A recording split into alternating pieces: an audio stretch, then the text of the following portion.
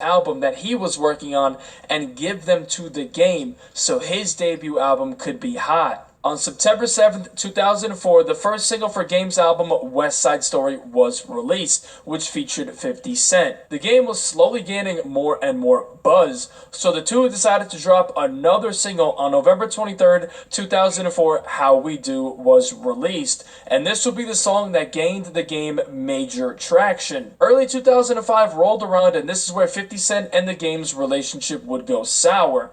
During this time, the Game would begin dissing other artists and DJs for no reason. So 50 Cent had to cover for Game, call these people to patch it up. This way they wouldn't end the Game's young career. Will we ever see Game and 50 Cent work together again? I doubt that. Strongly. I didn't do anything. I never really understood because I didn't know what the motivation was for the Game issue. Initially it was like just a decision on his part. I felt like because I went over it in my head a million times on. Does it feel like with Game, watching your behind the music also, and say you recorded these records, right. You did the vocal, you said no, put this on there, like gave them like heaters. Yeah.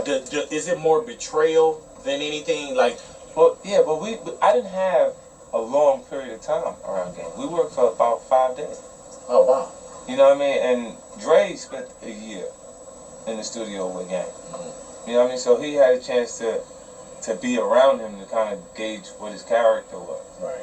And when he was. When did you realize what his character was? After his record was out. You see what I'm saying? Right after the record was out, it was like, I'm hot.